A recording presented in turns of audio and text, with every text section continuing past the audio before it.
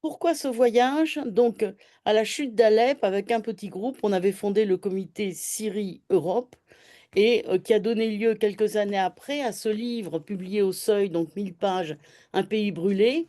C'est un livre collectif, je vous conseille, il est à feuilleter. Il y a ce texte admirable, 40 règles pour un siège sur le siège de Yarmouk, d'Abdallah Al-Khalid, qui est quelqu'un qui a fait un film sur cette tragédie du siège de Yarmouk, donc le plus grand camp de réfugiés palestiniens depuis les années 56, que Arafat avait dit c'est la New York de la diaspora palestinienne. C'est une tragédie absolue et donc totalement ignoré ici. Et donc, bref, dans ce livre, il y avait plein de choses. Quand le tyran est tombé, parce que vous savez, quand il y a une tyrannie vue de l'intérieur, moi j'avais vu les dernières années de Ceausescu, elle semble éternelle.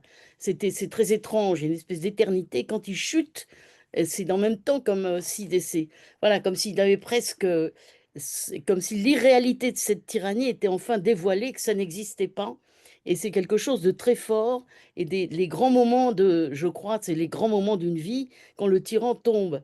Et comme ici, je n'entendais que les Français se mettent à hurler qu'ils allaient avoir les islamistes sur le dos, on s'est dit on va y aller, on veut y aller, avec deux ou trois copains, et c'est un peu en mission grâce à un petit financement de la revue Esprit, grâce à laquelle on avait fait le comité Syrie-Europe. Donc voilà le contexte du voyage, mais qui n'avait pas d'ambition géopolitique. Alors pendant qu'on était là-bas, on a lu, alors jusqu'où c'est appliqué ou pas, que la grande base militaire de Tartous, la russe, avait été donnée à l'Arabie saoudite et qu'on chassait les Russes. À vérifier, c'est ce que nous on a entendu pendant qu'on y était, à vérifier. Alors, je vais aller très vite parce que je peux pas vous faire quelque chose de géopolitique. Et si vous regardez la presse, vous avez beaucoup de témoignages de retour de Syrie par des gens qui y ont été, et notamment quelqu'un avec qui on était, Farouk Marden Bey, vous pouvez l'entendre sur France Culture. Il n'était pas rentré depuis 50 ans dans la ville de sa jeunesse, et beaucoup de gens qui ne rentrent que maintenant et qui font des récits bouleversants. Il y a aussi beaucoup de journalistes. Il y a cette jeune journaliste du Figaro qu'on a rencontrée à Damas qui nous dit que quand elle propose des articles sur l'agriculture, le Figaro n'en veut pas. Quand elle propose des articles sur la violence, le Figaro dit oui, oui, oui, encore, encore. Donc vous aurez beaucoup d'infos diverses et variées, notamment dans le journal 1, le Boltanski sur le Homs, très intéressant. Moi, je voulais un peu flairer, comprendre. Donc Damas est une ville qui est à 600 mètres de hauteur, entourée de montagnes, des montagnes extrêmement arides, admirables. C'est vraiment la couleur de la Syrie, d'une sécheresse absolue. Et c'est 2 millions intramuros, c'est 5 millions. Donc c'est une grosse capitale. Très rapidement, je peux vous dire que d'abord, y arriver n'est pas si facile, puisque soit c'est par la Turquie, c'est un peu compliqué aussi, soit c'est par Beyrouth et après en bagnole, ce qu'on a fait. Mais à Beyrouth même, donc pas de feu rouge, c'est pour un toréador, si vous voulez. Les bagnoles ralentissent pendant que les gens de tous âges essayent de traverser, ça se passe très bien, mais c'est étrange. Après on se dit au fond les feux rouges, c'est un peu facile.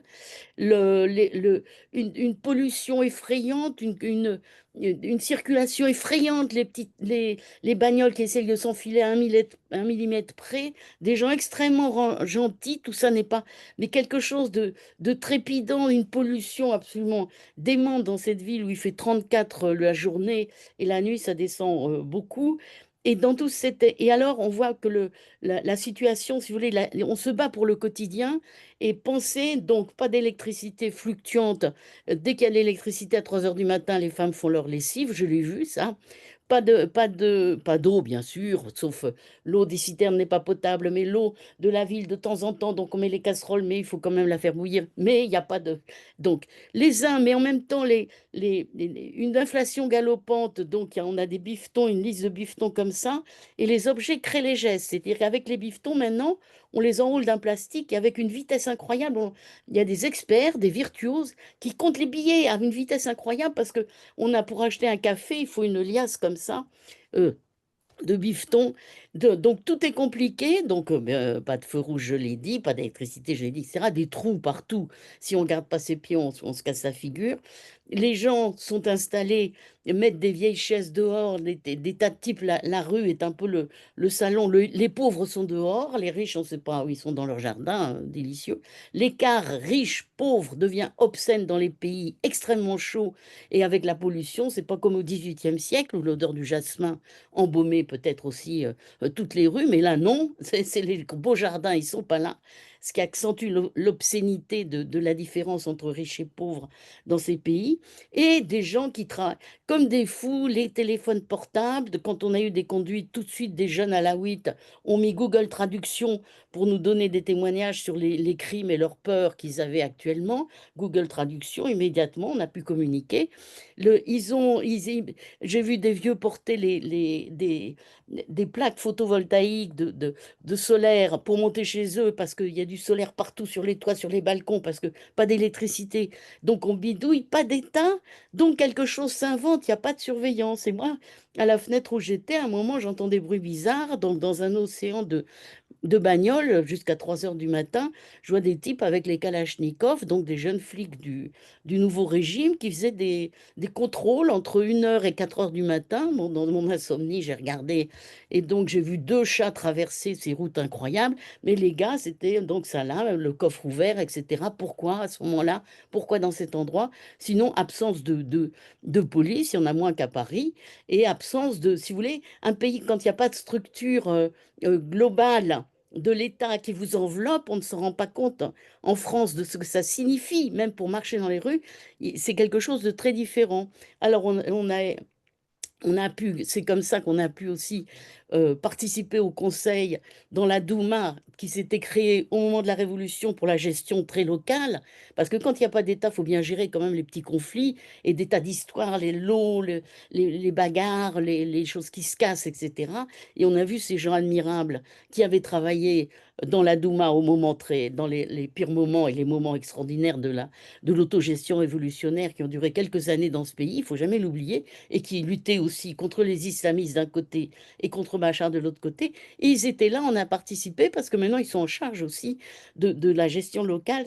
On l'avait vécu jadis au Kosovo, mais c'est extraordinaire un pays où l'État n'est pas encore existant, il n'existe pas. Et comme vous savez, comme il y a eu les bombardements israéliens sur toutes les forces militaires de ce malheureux petit État, donc il n'a pas tellement les moyens encore. Alors, on a vu la fête de la libération des sanctions. Je dis la libération parce que c'est fête, fête, fête, hein, comme une espèce de sortie, de promesse de sortie de l'enfer. On voit bien sûr les foules.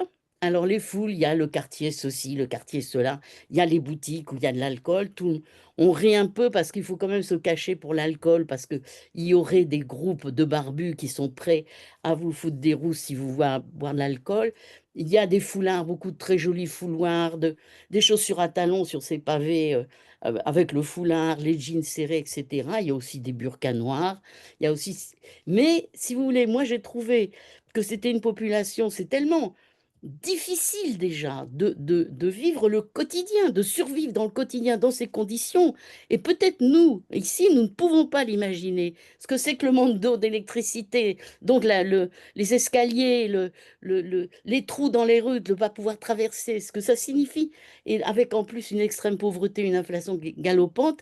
Donc je pense que vraiment, les gens, j'ai trouvé des gens extrêmement souriants, extrêmement ébloui, ah, des Français très gentils en voyant des étrangers, même un peu fous de joie comme ça, comme si il y avait une souffrance de solitude, une envie que les choses redeviennent normales. Et puis, bref, pour quiconque aussi connaît un peu l'Afghanistan, il y a une énorme différence. Bon, alors, sur la fameuse question, est-ce que tout le monde est en suspens? Sur deux fronts, il y a deux fronts. Un, celui des différentes communautés. Et là, je pense que toutes les instrumentalisations, surtout des Russes qui vont vouloir se venger, vont être terribles. Quand j'ai entendu Rubio dire, eh bien, il va y avoir une guerre civile de haute intensité en Syrie, j'étais effondrée. Les pauvres, et maintenant on leur prépare ça, mais ça viendra de l'extérieur, des ennemis. Et deuxième front, hommes-femmes.